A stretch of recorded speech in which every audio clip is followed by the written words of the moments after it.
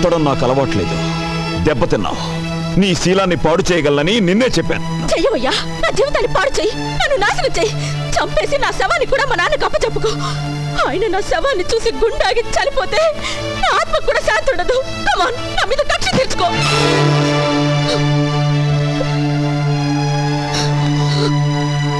నేను నాయుడు గారి తమ్ముణ్ణి.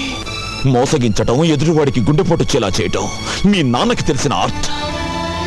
18 ఏళ్ల క్రితం జనాన్ని మోసగించి ఊళ్ళో వాళ్ళు రాళ్లు విసురుతుంటే, పోలీసులు సంఖ్యలు వేసి తీసుకువెళ్తుంటే మా అన్నయ్య వచ్చి ఆపి అప్పు తీర్చాడు. మళ్ళీ డబ్బిచ్చి వ్యాపారం చేసుకోమన్నాడు. దాంతో ఈరోజు మీ నాన్న కోటీశ్వరుడయ్యాడు. మా అన్నయ్యకు ధర్మం చేసి గుణం లేకపోతే మీ బాబు ఏ జైల్లోనే పడుండేవాడు, లేదా మా తోటలో పెద్ద పాలేరుగా బతుకుతుండేవాడు. అప్పుడు నువ్వు మా ఇంట్లో అంట్లు తోముతుండేదానివి.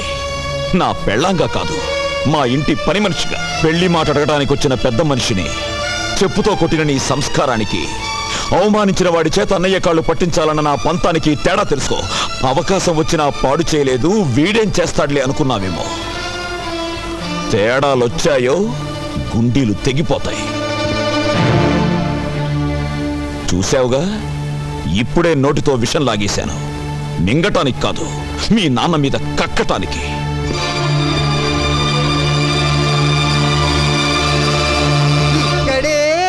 కలుసుకున్నాము, ఎప్పుడో కలుసుకున్నాము.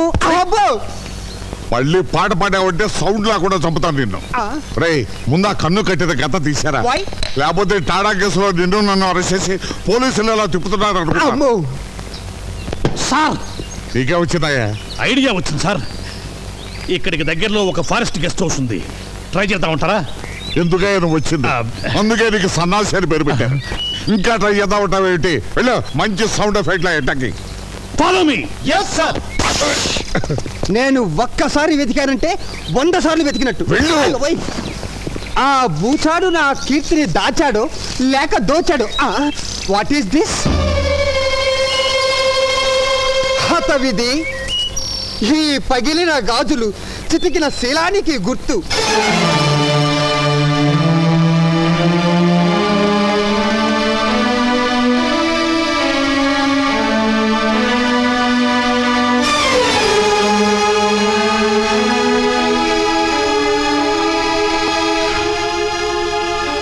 Kids.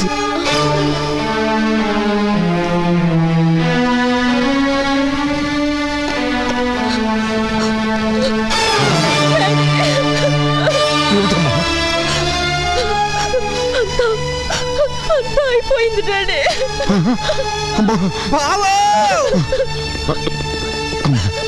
లోపల పద, లోపల పద. స్టాప్. సన్నాసి, సార్ మీ అమ్మాయి. వద్దు, ఇట్లా వద్దు. అయ్యో, మీకు తెలియదు సార్ వాళ్ళు. అదేంటి బావా అంత ఎమోషనల్ గా డైలాగులు చెప్తున్నావు? కొంప తీసి అక్కడ జరగకూడదు ఏమన్నా జరిగిందా? నువ్వు చూడకూడదు ఏమన్నా చూసావా? నిన్ను ముయ్యమన్నాను డోరు. ఇప్పుడు నువ్వు వెళ్ళవయ్యా.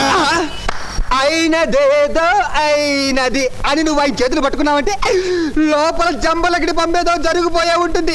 అబ్బా, ఓరి ముసలోడు, ఆ ఫారెస్ట్ లో ఏం పీకేవరా నిన్ను తగలయ్యా. ఆ పిల్లను చంద్రం ఎక్కడ దాచాడో కూడా తెలియటం లేదట. ఈ కుటుంబం వారు ఏం చేస్తాడో నాకు అర్థం కావటం లేదు. అపాడతాడన్నయ్య. అవునన్నయ్య, ఏ భక్తవత్సలో నీ కాళ్ళు పట్టుకున్నాడో అతనే నీ కాళ్ళు పట్టుకోవడానికి వచ్చాడు. నాయుడు, మన స్నేహాన్ని మర్చిపోయి నీచంగా ప్రవర్తించాను, నన్ను క్షమించు. 10 మందిలో నన్ను అవమానించి పోలీసు చేత అరెస్ట్ చేయించి ఈ ఊళ్ళో నా పరువు తీసి ఇప్పుడు 4 గోడల మధ్య క్షమించమని అడిగితే చేసిన పాపం పోతుందనుకున్నావా? పోయేలా చేయటం నీ చేతిలో ఉన్న నాయుడు. ఏ 10 మంది ముందు నిన్ను చులకన చేసి మాట్లాడాను, ఆ 10 మంది ముందే నీ తమ్ముడు కాళ్ళు కడిగి నా కూతుర్నిచ్చి కన్యాదానం చేస్తాను. ఉప్పు కారం తిన్నవాడివైతే మళ్ళీ మా గుమ్మంలో అడుగు పెట్టొద్దన్న నా కూతుర్ని ఈ ఇంటి కోడల్ని చేసి దాని చేతే ఉప్పు కారంతో కూర చేయించి నీకు వడ్డించేలా చేస్తాను. నువ్వెంత పశ్చాత్తాపడ్డా ఫలితం లేదు భక్తవత్సలం. నా తమ్ముడు చంద్రానికి నా చెల్లెలి కుమార్తెనిచ్చి వివాహం చేయబోతున్నాను.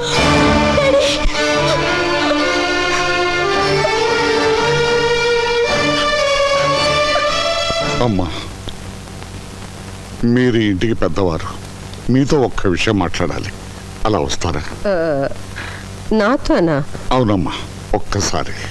మహాలక్ష్మి గారు, నా మీద కోపంతో చంద్ర మా అమ్మాయిని కిడ్నాప్ చేశాడు. అంతేకాదు, తండ్రిగా నా నోటితో చెప్పలేదు. చెప్పకపోతే మా అమ్మాయి బతకదు. నన్ను పాడు చేశాడండి. నలుగురు కోర్టుకు వెళ్ళమన్నారు, కానీ కేసు పెట్టి నేనేం సాధించగలనమ్మా? చంద్రాన్ని జైలుకి పంపగలనా? పంపితే నా కూతురు జీవితం బాగుపడుతుందా? అసలు చంద్ర కంటే ముందు నేనే తప్పు చేశానమ్మా.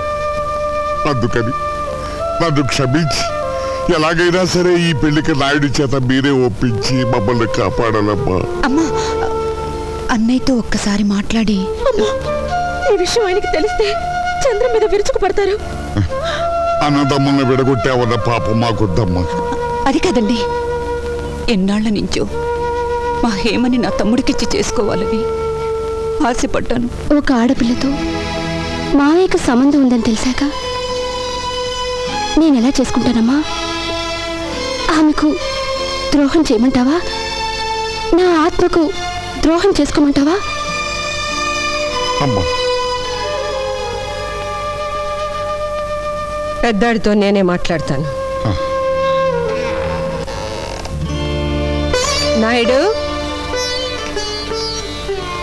చూడు, మన చంద్రం ఒక పెళ్లిగాని ఆడపిల్లని బలవంతంగా ఎత్తుకుపోయి రహస్యంగా దాయడం వల్ల పోలీస్ కేసు పెట్టారు. అందరికీ తెలిసిపోయింది. అన్నయ్యకు జరిగిన అవమానం కూడా చాలా మందికి తెలిసిందిగా. దానికి దీనికి సామ్యం ఏమిటి బాబు? పరాయి మగాడితో ఒక పిల్ల ఒక గదిలో 2 రోజులు ఉందని నలుగురు వేలెత్తి చూపిస్తూ ఉంటే ఈ జన్మలో ఆ పిల్లకి పెళ్ళవుతుందా? అందుకని చంద్రం ఆ అమ్మాయిని పెళ్లి చేసుకోవడమే ధర్మం. అమ్మా నాగమణి, అవునన్నయ్య.